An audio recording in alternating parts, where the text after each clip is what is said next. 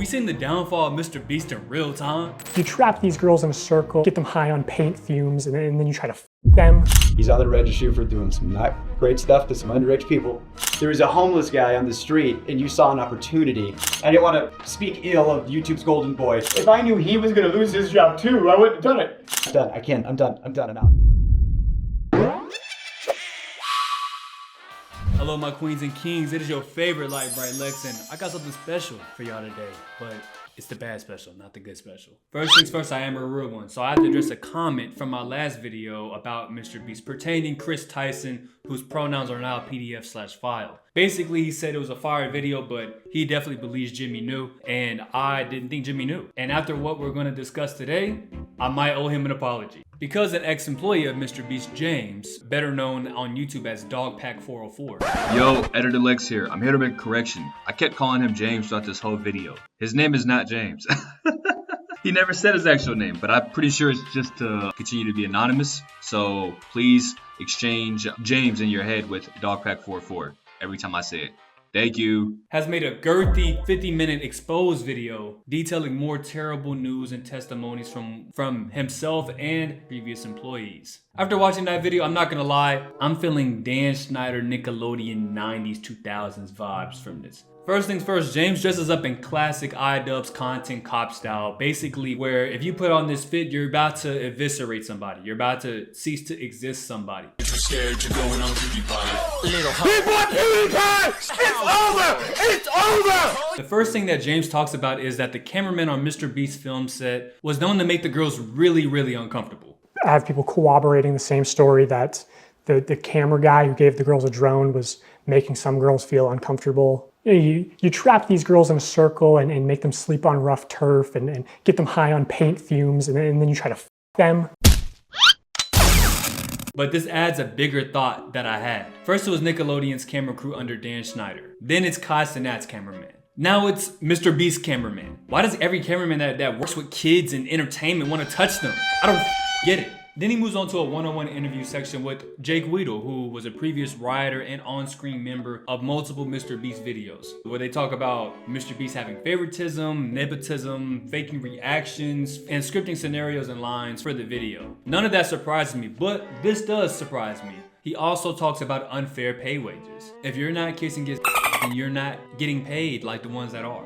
Then he details a situation where he was being paid more than his black coworker / friend, and he felt that was unjust. The other thing I talked about was there was another writer there, older comic, black guy, he had a kid, and I got paid more than him, and I thought that was wild because he was older than me, had a child, we're doing the exact same job, and I'm some 20-year-old fuckhead white guy, why am I getting paid more than him? I brought that up. But the black writer was content, and he didn't want to jeopardize the opportunity that he was in. Jake Weedle then decides that he was going to take a stand and convinced his black friend and writer to join him. So they just waltz on up to management and demand a raise or we'll walk. And I said my piece and he backed me up. And I said, I need XYZ or I'm out of here. And they said, bet, and they gave me a severance check the next day. And they gave him a severance check the next day. And if I knew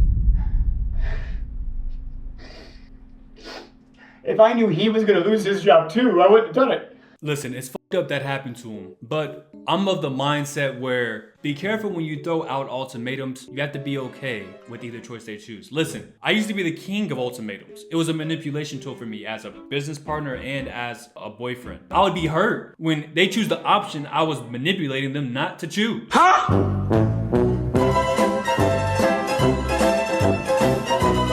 You have to be okay with whatever choice they choose, and you were okay with it, but when you bring somebody else along, you should have at least had that conversation with them, saying like, hey, you could be on the chopping block too. That's just my perspective. They then talk about if MrBeast actually enjoys helping people, or he's just doing this for views to become the #1 YouTuber. Do you think Jimmy really enjoys doing good and helping people? I think Jimmy wants to be the best YouTuber. Whatever he has to do to achieve that goal, he'll do. And I think it was the smartest decision for him that he calculated, because he's very good with numbers. If I donate to charity, people can't say I'm shitty. If I give this homeless guy 10K, what do you mean I'm a bad guy? But I've always thought, if you're gonna do something nice for somebody and you stick a camera in their face while you do it, You didn't do a nice thing for somebody. You gained something.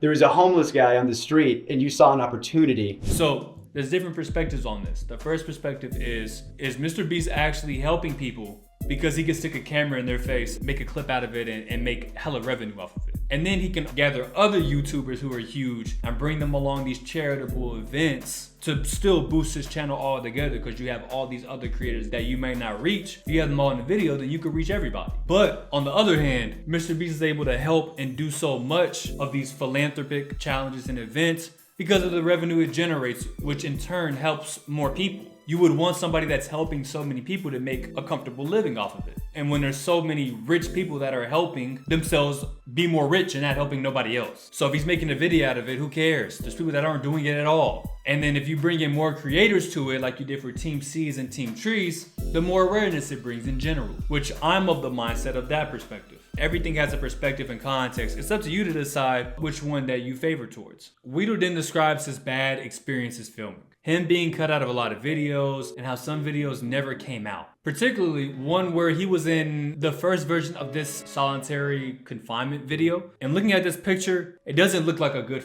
time, bro. He then describes the exciting pitch of the video idea, saying, hey, it says you're gonna be here for 100 days, but you only have to do 30. We just need the clips, and there'll be a hot tub, pool table, ice cream machine, and you'll win 300K at the end of it. We then continue on to him talking about how great stuff looked on camera, but then in reality, it was terrible. It looked good on the visual. Like it looks good on camera. You know, it's movie magic bullshit. It was a terrible facility. I mean, it was in one of the studios. They had to like get like a separate like tank for, you know, septic stuff. Like things were cool and funny on paper. But when you think about stuff, a hot tub that's not connected to a filtration system, give it 3 days, it's gonna stink. And I had cameras 24/7 on me. And the ice cream machine, let's talk about that for a second. The ice cream machine has 2 modes, on, and off, reeking of smelly dairy mildew. They weren't turning the lights off. You know, I asked them, I said, can we like have like nighttime hours? You know? And they said no, because it would fuck up the time-lapse shots. He was also forced to keep the lights on 24/7, so it caused sleep deprivation, which could be considered a form of torture. He continues on talking about inappropriate jokes that MrBeast said during the filming of that video, saying things like, I'm gonna throw you in jail just like your dad.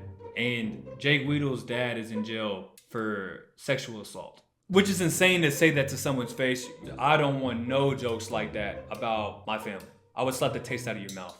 And my reaction up to this point is that Jake Weedle has lived a very hard and traumatic life. And it takes courage to not only smile through the bullshit, but also make lemonade out of the bullshit too. These insane asks, such as making him wake up mid-sleep saying, hey, you want a bag of cash? Then run a 2.2K marathon. He goes, you're gonna run a marathon. You're gonna do 22.6K, whatever it is. And you're gonna do it on that treadmill over there. People who run marathons train forever, and it's still hard. Again, writer. Do I look like I run? I don't run, you know? Let alone a marathon, let alone have training for it. There was so much pressure to just do it, just do the thing, you know? And if I refuse, it's just, well, that's the whole video. I guess the budget's, you know, so much money up in flames because Jake said he wouldn't want to do the thing.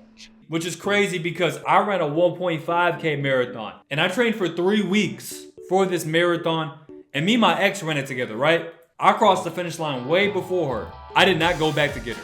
You wanna know why I didn't go back? Because I passed the out on the floor. I had to get help to the water station, and I came in 3rd place losing to this 50-year-old man who runs marathons every 2 weeks. It's very hard.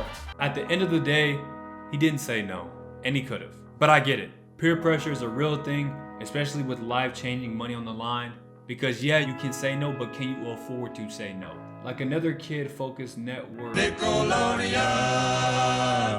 This was tough to watch because you could tell that Jake Weedle really gave that company and those challenges everything he had, and he really felt like that he had a home there. And it even pushed him to do things that he was very uncomfortable doing. After he quit the challenge midway through, they sent in all of his friends and a psychiatrist, I believe.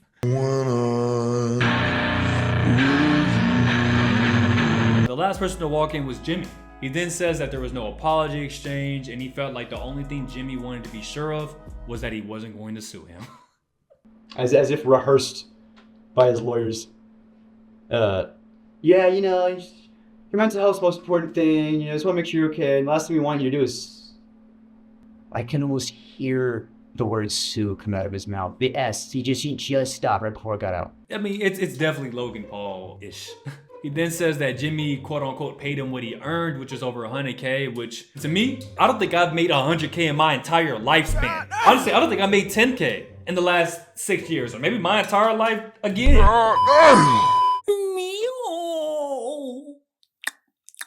So make sure y'all like and subscribe, and please, please, please, I need someone to save me! I need a hero! Now, you probably think that this video is over. It's not, because Jake Weedle's testimony is only one half of this expose. The second half is how James talks about the pamphlets of working at MrBeast, which is called How to Succeed in MrBeast Production. It's basically a survival kit on how to stay employed.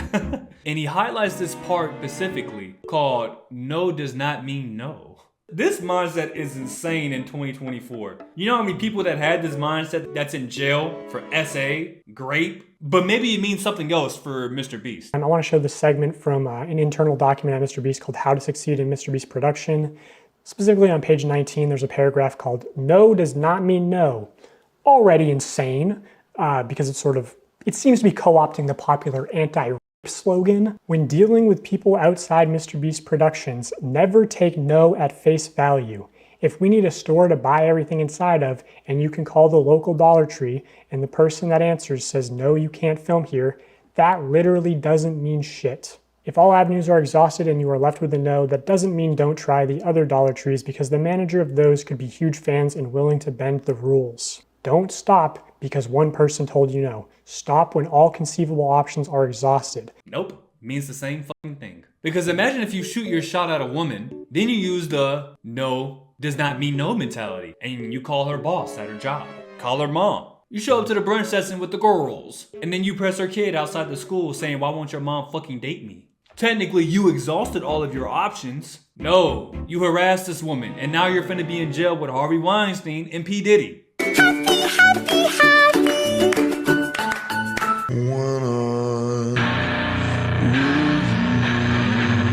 He then continues on to say that a source tells him that there were a ton of debris damage from a MrBeast video that never got cleaned up, titled Protect the Yacht or Keep It. So he messages MrBeast camp to verify his source's claims. The camp did not deny it and pretty much asked for forgiveness. Where at the end of that video, he actually says, If you're wondering, yes, we did ensure the lake was completely cleaned up after this video. For the love of God, subscribe so we can pass T-Series.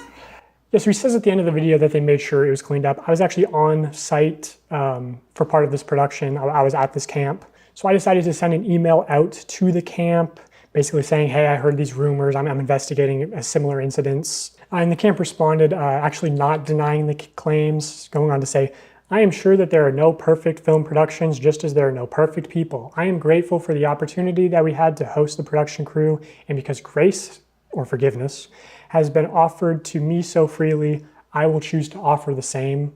James then continues on to say that when it comes to managers and assistants, their job is to make the impossible possible.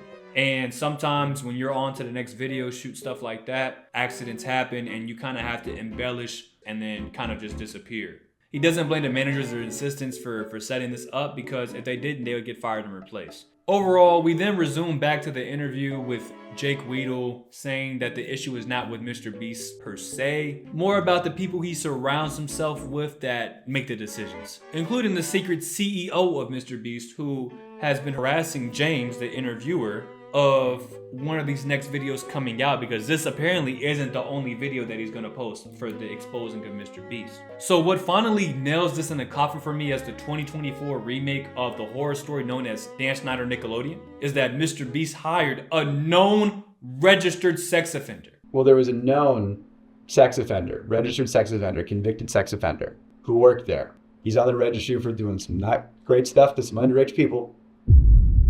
He'll be in videos. He'll be in thumbnails. He'll be around And whenever he's wearing a mask. Why would you wear a mask? Why would you conceal your face? It's like, what are you concealing? I couldn't believe my eyes when I saw that. I thought that only happens in pervert Hollywood. But nope. Wanna know why? Because YouTube is a new Hollywood. To say that this guy that already got employed and stuff like that, MrBeast did not know that he was PDF is a long shot. And if that is truly the case, I would lower my praise for how he operates his business. Because what are you doing not background checking people that you're gonna put in your videos? Either way, it's bad. My overall thoughts is, I feel that this video was needed and I'm glad that their voices weren't silenced. I do enjoy watching MrBeast videos. I more enjoy his philanthropic channel more than I do his main channel because I could see the script loud and clear. But I wouldn't want to watch any of it if this is underneath the surface or if he's lying about the stuff he's doing in his videos. I personally want to see what other videos come out from James regarding this situation. And if y'all want me to continue covering it, let me know in the comments down below. I appreciate y'all and shout out to you.